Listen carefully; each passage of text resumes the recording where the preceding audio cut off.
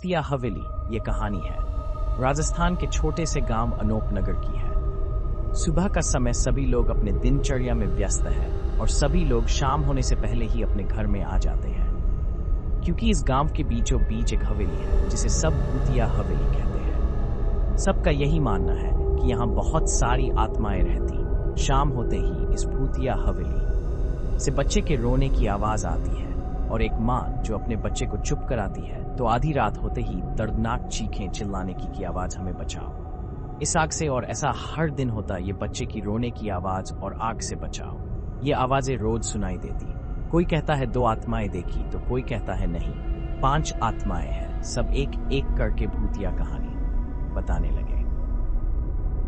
इसीलिए सब फैसला करते शाम होते ही भूतिया हवेली के पास से कोई नहीं गुजरेगा। हाँ के मुखिया ने ही फैसला लिया कि कुछ लोगों ने वह आत्माएं देखी है और हम नहीं चाहते कि वो हमें नुकसान पहुंचाए, तो हमें अपना बचाव खुद करना होगा। एक बुजुर्ग बाबा बैठक से उठ के बताते हैं उस हवेली में 2 नहीं 5 जन ही पूरे 7 आत्माएं हैं। उस भूतिया हवेली में कई सालों पहले एक परिवार उसमें आग लगने से मर गए थे। कैसे वो आग लगी या किसने वो आग लगाया कुछ पता नहीं चला। उस भूतिया हवेली का एक व्यक्ति बचा और वह भी पागल बन के घूम रहा है। वह हवेली जल के पूरी तरह काली हो गई। तब से ये भूतिया हवेली की कहानी सुन के सभी लोग यही फैसला लेते हैं, हम शाम होते वहां कोई नहीं जाएगा। सभी लोग उस बुजुर्ग बाबा की बात मानते हैं। ऐसे ही इस गांव में चलता रहा, मगर कुछ समय बाद एक किसान देर रात से अपनी खेती की रखवाली कर रहा था, क्योंकि उसके खेत में काफी चोरी हो रही है, तो उससे काफी देर हो जाती है और वह सोचता है हवेली के रास्ते से चलाता जाता हूँ, मगर शायद यह उसका गलत फैसला था। वह जैसे आगे बढ़ता 4 डाकू उसे लूट के मार देते हैं और गांव में अफवाह फैलाते हैं कि यह काम उस भूतिया हवेली की आत्माओं का है। इससे उस भूतिया हवेली का खौफ बढ़ जाता है और ये 4 डाकू सोचते हैं ऐसे ही भूत की कहानी भूतिया कहानी से सब में डर फैला देंगे। ऐसे ही हॉरर स्टोरीज अफवाह फैला देंगे। अब से ऐसा ही करेंगे हम। और अगले रात जब उन्हें रात को कोई नहीं मिलता तो वह उस हवेली में घुस जाते हैं। उन 4 साथियों में से एक चोर किया दोस्तों कैसे गुजारा चलेगा। तभी उनमें से एक डाकू कहता है गाना बजाओ ना। एक अपनी मोबाइल निकाल के गाना बजाता है। बहुत हुआ इंतजार, जरा पास आ तेरे नैना करने लगे बातें। ये तो है शरारतें। वैसे ही गाना बंद हो जाता है और उस भूतिया हवेली में एक बुजुर्ग आत्मा कहती है बहुत दिन हो गए मांस नहीं खाया, अब मजा आएगा। फिर एक औरत की आत्मा कहती है ठीक ससुर जी उसके साथ। एक आत्मा जो कहता है नहीं पिताजी, इसमें से एक आत्मा का शरीर हमें काम आ जाएगा। यहां से बाहर जाने के लिए हमारे पास ज्यादा समय भी नहीं है ना।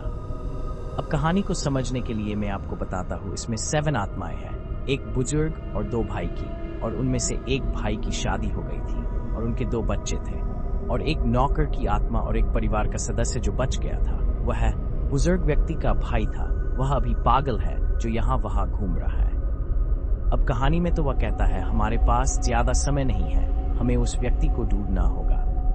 वह आत्मा जिसने ये विचार दिया उसका नाम सुयेश था, और उन डाकू में से एक व्यक्ति को छोड़ के सबको मार देते हैं और मजे से मांस खाते हैं, और सुयेश उसके शरीर में चला जाता है और उस भूतिया हवेली से निकलने से कामयाब रहता है और कहता मैं जल्द लौटूंगा। अब सुयेश सोचता है हमें मुक्ति नहीं मिली तो हम पूरी जीवन यही काटनी होगी। हमें उस व्यक्ति को जल्द से जल्द पता लगाना होगा।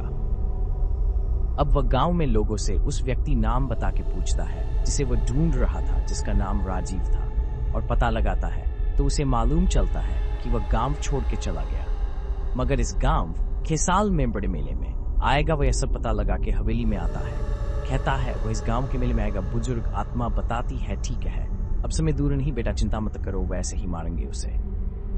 अब राजीव आमो में आता है और सभी लोग इसे जानकारी लेता है क्या चल रहा है गांव क्या नहीं। वह काफी अमीर हो गया पारी था। गांव के मेले में सुजाता और सारी आत्मा भी उसी डाकू के शरीर में, एक डाकू के शरीर में 7 आत्माएं। वह राजीव आराम से एक जगह बैठ के मेला देख रहा है। गांव के लोग सब व्यस्त है और सुयेश के सामने उस राजीव को मार देता है, और वह बताता है कि किया हुआ था उस हवेली में और किया राज है उस बाई। सुबह काश में था, सब लोग व्यस्त थे अपने दिनचर्या में। हमें पता लगा कि ये कब व्यक्ति बाहर से दवाई ला रहा है जो गांव की खेती के लिए काफी फायदेमंद है, मगर हम गलत थे। वह अब रासायनिक थे जिन सेफ्सल और बर्बाद हो जाती तो जो गांव ने पैसे दिए हाथ जोड़ के उस दवाई के लिए हम उन्हें बताने जा रहे थे, मगर शाम होते ही हमारे घर के बच्चे रोने लगे जैसे बुरा होने वाला है, और उनकी माँ उन्हें चुप कराती क्योंकि हमने बहस की थी। छोटे व्यापारी राजी वसे और धमकी भी दी ऐसा ना करें, यह तुम सब यहाँ नहीं कर सकते। हमने रोकने की कोशिश की मगर उसने रात होते ही हमें आग लगा के मार दिया। हमने किसी तरह आपको तो बचा लिया मगर खुद को नहीं बचा सके, और उसको हमने अपने गांव से तो भागा दिया, मगर वह रासायनिक तत्व दूसरे गांव में बेच के अमीर हो गया और वहां के गांव बर्बाद हो गए। अब गांव के लोगों को ये मालूम चलता है तो काफी निराश होते हैं कि हमने पता करने की कोशिश भी नहीं की, बस यही सोचते रहे बस एक घटना है। अब वह सारी आत्माएं एक एक करके उस डाकू के शरीर से निकलती है और धीरे धीरे सबको मुक्ति मिल जाती है, मगर सुयेश आखिरी समय में उस डाकू को मार देता है। भूतिया हवेली की अब तक की कहानी देखने के लिए धन्यवाद। आशा है आपको ये भूतिया कहानी पसंद आएगी। क्या आपको ये पसंद आई? अपने मित्रों और परिवार के साथ साझा करें।